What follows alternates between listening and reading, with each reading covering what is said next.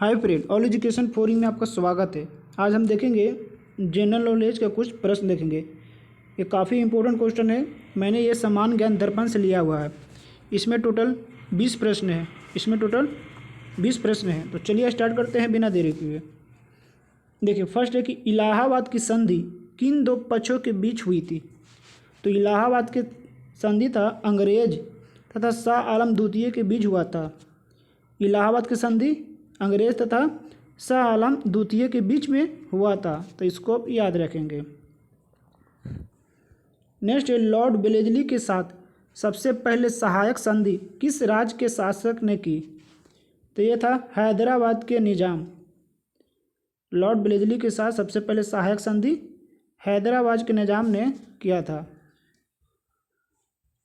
Next है, दिल्ली सल्तनत पर शासन करने वाली एकमात्र महिला रजिया सुल्तान किसकी पुत्री थी। तो वो इल्तुतमिश की पुत्री थी, तो इसको आप याद रखेंगे। नेक्स्ट है, तारीख़े फिरोज शाही की रचना किसने की। तो जियाउद्दीन वर्नी हो जाएगा इसका आंसर।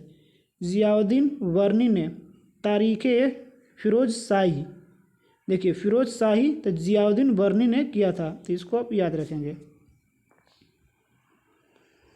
नेक्स्ट है, 1570 ईस्वी तक लगभग सभी राजपूत राज्यों ने अकबर की अधीनता स्वीकार कर ली थी, परंतु एकमात्र राज्य ने उसकी अधीनता स्वीकार नहीं की थी, वह था मेवाड़ के राजा ने।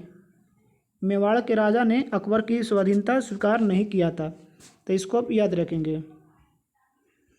नेक्स्ट है, मराठा राज की द्वितीय संस्थापक किसे माना जाता है। तो बाजीराव प्रथम को। मराठा राज के संस्थापक है शिवाजी, लेकिन द्वितीय संस्थापक पूछे तो बाजीराव प्रथम हो जाएगा। प्रथम जो है वो द्वितीय था, तो इसको इस तरह के याद रखेंगे। नेक्स्ट है, चंद्रगुप्त द्वितीय के शासनकाल में कौन सी यात्री भारत भ्रमण के लिए आया था।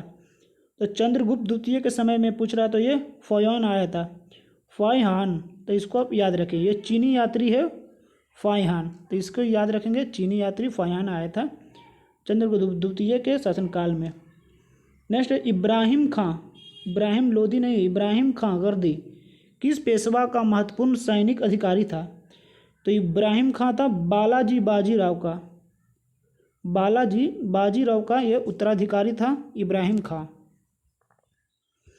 नेक्स्ट है, भारत के स्वतंत्रता संग्राम के दौरान डेक्कन एजुकेशन सोसाइटी की स्थापना किसने किया था।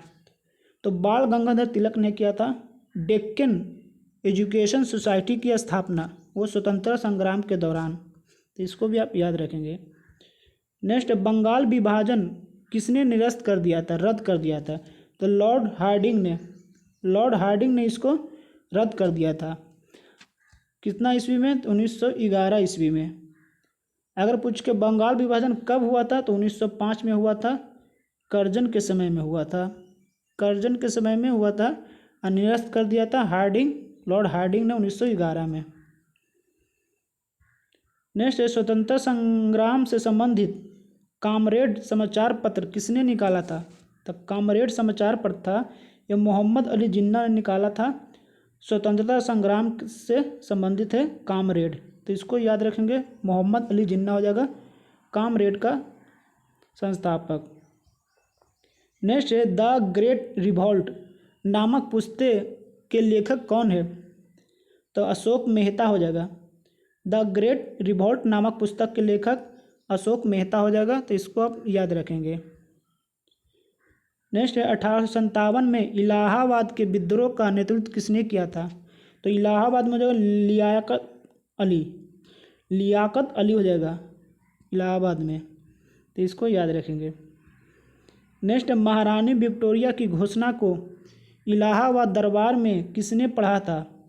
तो लॉर्ड कैनिंग ने पढ़ा था। लॉर्ड कैनिंग ने, जो महारानी विक्टोरिया है, जो घोषणा हुआ था उस समय इलाहाबाद के दरबार में लॉर्ड कैनिंग ने पढ़ा था।